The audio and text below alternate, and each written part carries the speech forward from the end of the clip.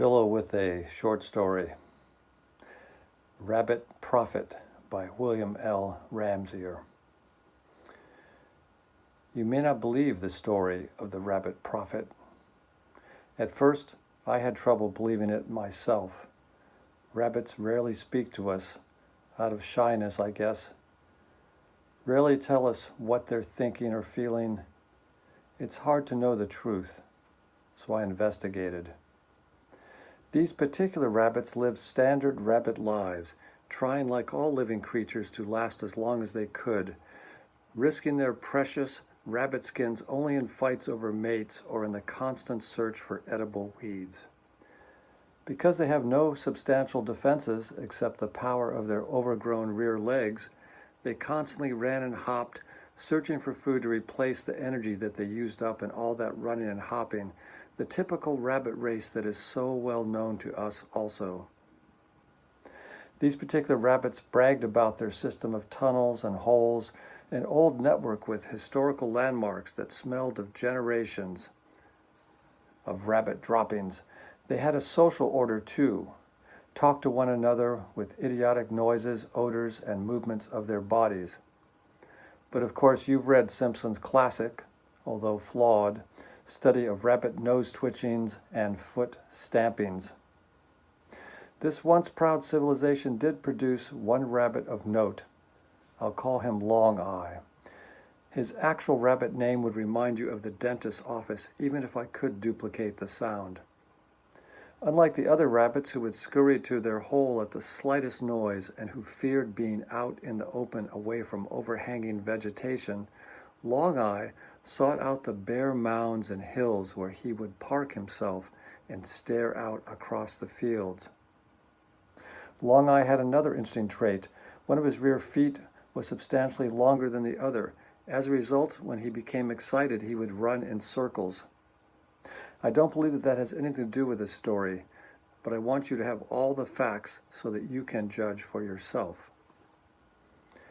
You probably think that rabbits are, well, stupid. So you may be surprised to learn that rabbits have visions, as do all animals, that would hang in the best of our human art museums if we could find a way to put them on canvas.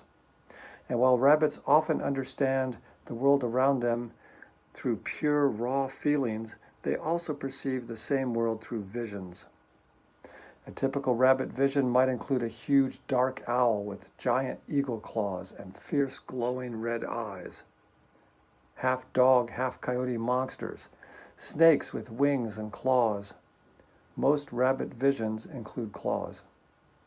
The slightest unknown sound, a pebble rolling or a twig falling, can trigger a vision, and the rabbit will then run with all its might from the terrifying nightmare that pursues it. Although rabbit can see through its vision, it's only in its mind, right?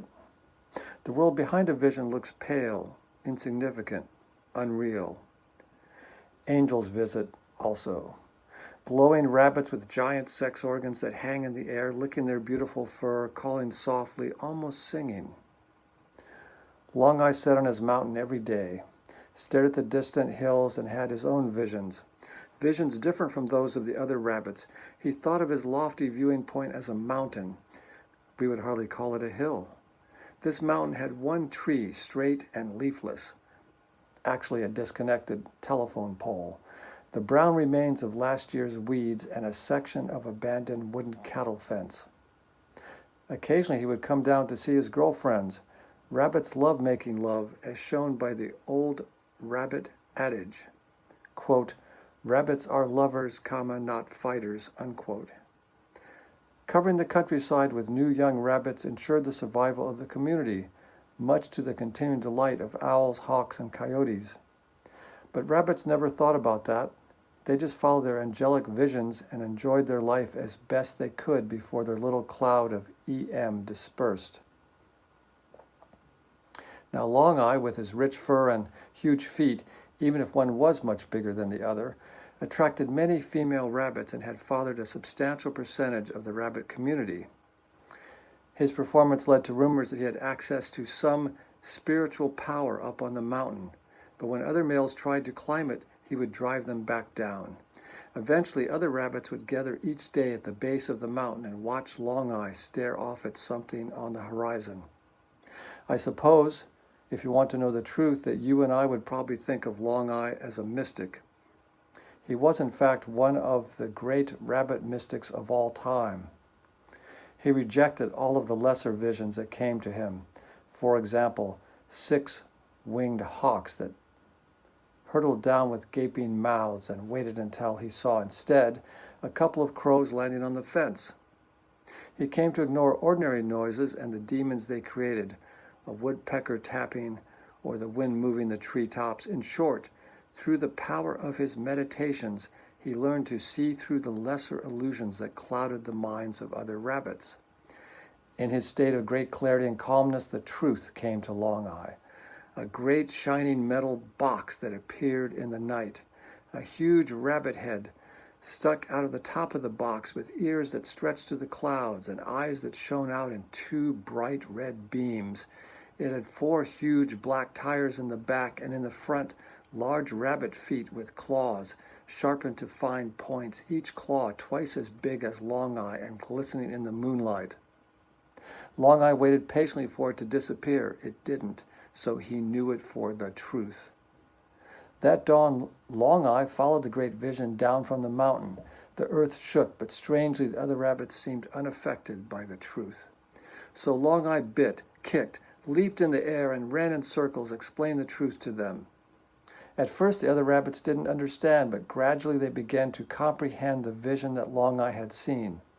Rabbits rushed to his side. One young male looked straight at the vision and snorted in disgust. The vision roared, leaped. The other rabbits heard Longeye make a sound different from anything they had ever heard before. The young male died of fright. Meanwhile, visions came to the other rabbits, similar to Longeye's and perhaps even the same. The great vision roared again, his red eyes shining out across the field, piercing the daylight. He rolled over the dirt clods, headed towards the county road.